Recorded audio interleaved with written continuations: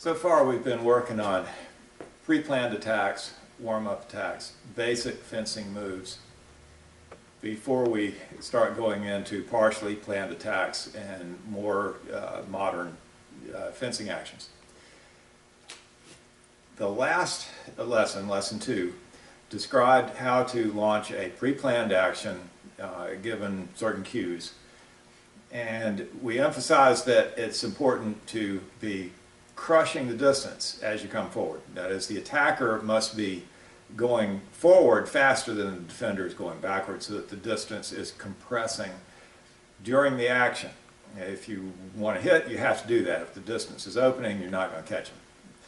Now, what do you do if the other guy is just faster than you are and you can't catch him? The trick is then to not try to go harder, faster, better. The trick is to have them come to you. It saves you a lot of energy. So what we're going to work on today is how to set up the opponent to offer a carrot of an easy touch and actually fall into a trap for a counter repost. Now this involves some decent acting ability on behalf of the student, which they need to be developing anyway. So she's going to have to lie to me. She's going to have to make me believe that her first action is a real action when it's not. Now, so what she's going to do is a short lunge. If she exaggerates the short lunge and say stops halfway down my blade, go ahead. I'm not interested in that. That's not going to fool anybody. So I'm not going to react to it, except maybe to do something that she won't like. So what she has to do is make a deeper lunge. Now if she lunges, say, to my elbow, I'm going to hit her. She's not going to get away. That gives me the advantage. What she has to do is not come as deep as my elbow and not stop midway down my blade, but get in between. Usually, depending on the sophistication of the person you're fencing and the sophistication of your ability as a liar when you're launching this attack, usually you can make the attack to somewhere in the vicinity of the guard to maybe the base of the thumb. Somewhere in there. You've got 2 or 3 inches to work with to make the defender feel that he can take advantage of the situation and get an easy touch with a parry repost. So now we will demonstrate this. The cue for giving this early in the lesson is for me to give a specific cue, and that's going to be, I'm going to show with my hand that I want her to only lunge this deep. Later on, as we're moving this into a continuation, as I mentioned, of all the lessons can be interchanged and switched from one action to another during the lesson, then there'll be other ways to do it. But for now, we're going to do it with this cue. And I show the attack here. So she lunges short lunge to there. Just perfect, right there. Now, because she's high, coming high line, I'm going to take it in a counter 6. If I go to her shoulder, she just comes back to on guard. Now she counter reposts, and I'm hit. Let's show it again. Good. Now she doesn't need her tip up high like that. She can come back right to on guard, just as she is here, not exaggerating with the tip higher. That tip's too far away from target. This tip is closer to target and will make her action faster. Dustling. All right. Now that's for my her front shoulder. She's asking for me to do a counter 6. I might not do one, but for now we're going to assume that I'm going to do one because there are 3 common reposts that can go from a counter 6, and we're going to show all 3. The next one, she makes the same action. She holds. I make a beat parry, an indirect repost under the arm. She recovers back to an 8 and counter repost. All right, so that's going to look like this. That is the second possibility. Third possibility is I could go to the back shoulder. When I go to the back shoulder, she has to do a more sophisticated parry, which you'll see it. Now, I'm going to the back shoulder. She raises the arm to somewhere between her her eye line and the top of her mask. The back of her hand is showing to me, the palm of her hand is showing to her own face. And she pulls back until she regains mechanical advantage.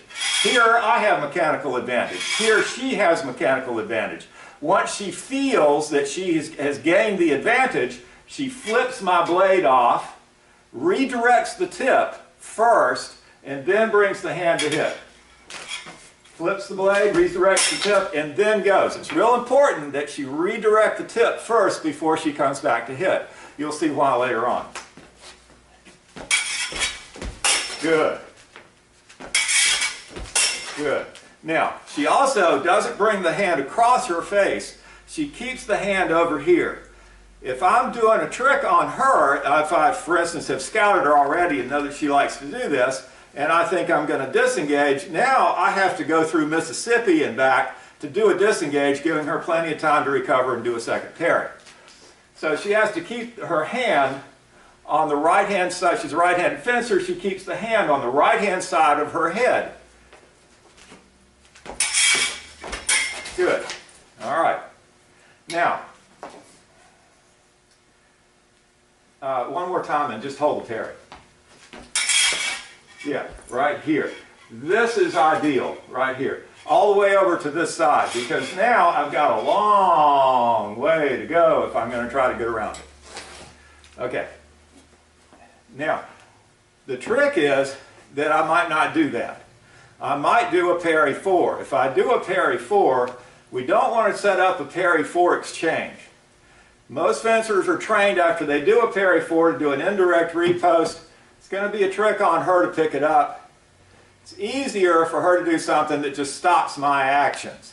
And that's going to be a lifted 7. So she attacks. She's a little bit wider this time. That's not really asking for the 6. I do a parry 4. I do the repost. She comes back to a lifted 7 and a repost cuts me off. Now that makes it really difficult for me to get around that lifted 7 in this action. There's nothing in fencing that can't be beaten.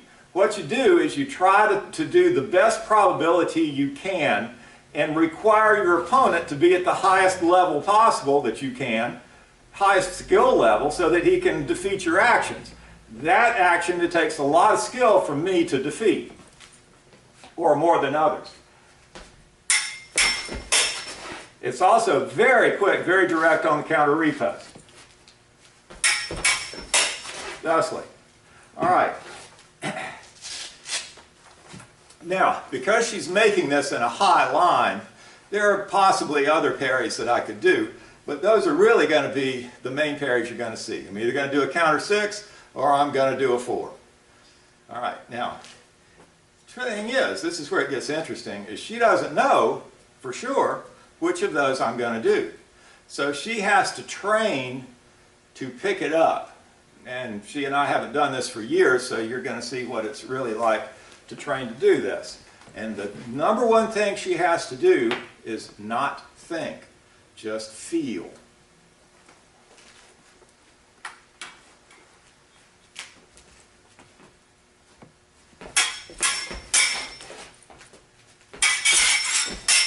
Smaller. Yes, good.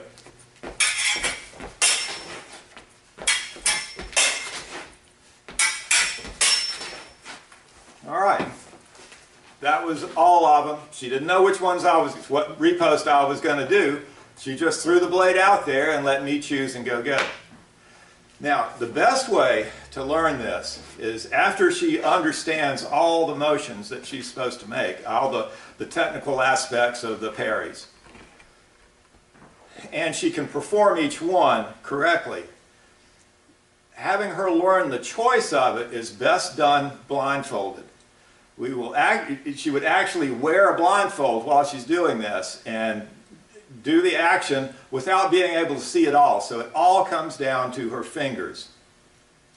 And so now, so we don't have a blindfold with us right now, she's just going to close her eyes and do it blindfolded.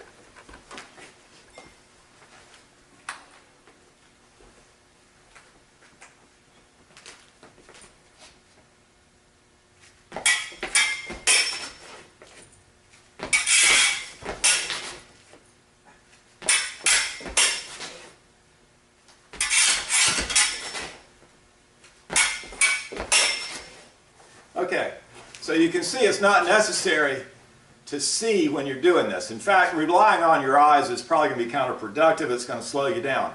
Just go by the feel of the blade. When she feels the parry, she knows where I'm going just from the feel of the blade and how it reacts to my blade. That's lesson number 3. A second intention action. She doesn't intend to hit me on the first one. She intends to hit me with the counter riposte.